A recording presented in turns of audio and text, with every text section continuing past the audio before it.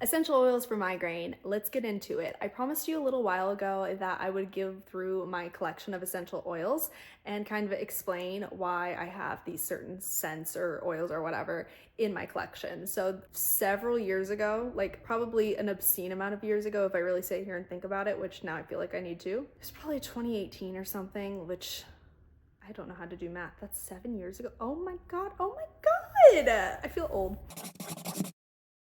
Anyway, so many years ago, I was visiting my grandparents, and my grandma also has migraine, and she kind of like is a dabbler. Like she gets into a lot of different crafty types of things. So she has she had a collection of essential oils, and I remember, I forget why, but that particular day we're just like, let's go through them and like pick out the ones that might help me with my migraine. And she like looked into her different brochures and different like information behind the scenes of what each essential oil blend is about, so we could pick out certain things. So we selected these items that I'm about to share with you specifically to target migraine. I'll try to make sure I have timestamps so that you're able to jump around to the different essential oils so I can explain it a little bit. I don't know, we'll see what happens. I fear that I'm not going to talk about each one long enough because I don't have a lot to say until the last one. We are going to start with one, the only one I don't actually have here in front of me actually. Did I just say actually twice? I'm losing the plot.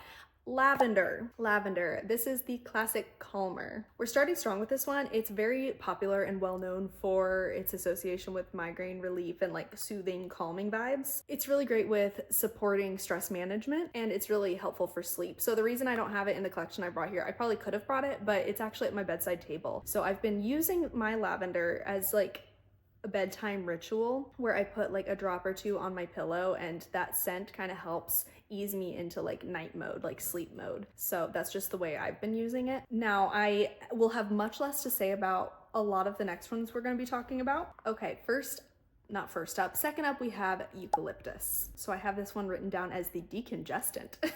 You know what? It smells exactly how you would think. It smells like a eucalyptus, like tree. Those are trees, right? Am I an idiot? So it's supposed to really help with congestion and like opening up airways. So it could be really great if you struggle with like sinus related issues with your migraine attacks. But like I said, I will not have many things to say about these because I tested all these and I just wasn't wowed by the ones that I'm gonna, until I tell you differently. I wasn't really wowed by these, so I did not test them for long. And as I stated, it was many years ago when I added these things to my collection, so it's been a minute. Okay, next up I got rosemary. Here she is. And I have this one written down as, what do I have it? The circulation booster. You know, okay, here's the thing. Essential oils do just smell like an oil version of the thing that it is. So if you are familiar with rosemary as a seasoning, like an herb, that's what this smells like. So I know that this one is associated with pain relief itself and like mental clarity. So with the pain relief, it helps with inflammation, which goes hand in hand with migraine attacks. And then the mental clarity, it's going to be helpful for brain fog. And actually, it's so funny. I like lost interest in all these other ones other than the last one. But now I'm feeling like maybe I need to bring these back out. Like I'm enjoying these vibes, but that might be because I'm really into scented things right now. I'll link a couple of my videos below where I'm kind of exploring scented products and specifically perfume. So I think maybe that's just why I'm a little bit excited. Frankincense is up next, and I have this as the grounding oil. So I wasn't totally sure. What I was able to find is that it might also be helpful for anti-inflammatory support and pain relief. But I also saw somewhere that it might be helpful for nausea. I don't know. Yeah, no, okay, I have a vivid memory of when I tested this one out. I kind of hate it. It's a very strong, pungent smell. I mean, all of these are strong in their own way, but this one's like abrasive to my nose. This one smells almost like medical. Well, not medical. I don't know. I'm not a fan of Miss Frankincense over here. Next up is clove, the pain fighter. It's a natural type of pain reliever, and it's just like warming. And actually, clove is another one that you might be familiar with from the kitchen pantry. Yeah, no, it almost smells edible. I think I might have tried it right after frankincense when I was testing these out, and I was like, this sucks. Like, Grandma, why did you get me onto these? Because it is specific. I don't hate it, but I can see myself being very upset by it in the past. Very interesting. So there were also a couple of blends that I want to highlight. This one is called Panaway, and this one's more targeted for like general pain relief. So it's very like menthol-y. Oh my gosh. So it contains wintergreen, and let me look up what else it has in it. Okay, you know what's so interesting? This one has a blend of clove and I can't read the next one. Helicurium or something like that. Oh, my vision, wow. Don't know what that is, but clove. I'm not catching clove on this. Although now that I'm really paying attention, I can smell clove, but the ones that really come through are peppermint and wintergreen. So it smells very like menthol, like Vicks, not Vicks vapor rub, but like like icy hot. It smells like one of those kinds of things. So it is kind of a general pain relief type of blend. Then the last blend that I want to talk about before I jump into my favorite thing, this thing has like, it's always had this like gross residue stuck on its lid. I should really try to clean it. This one I think I actually ran into, like this was given to me as a gift before this event where I like picked up these things for my grandma.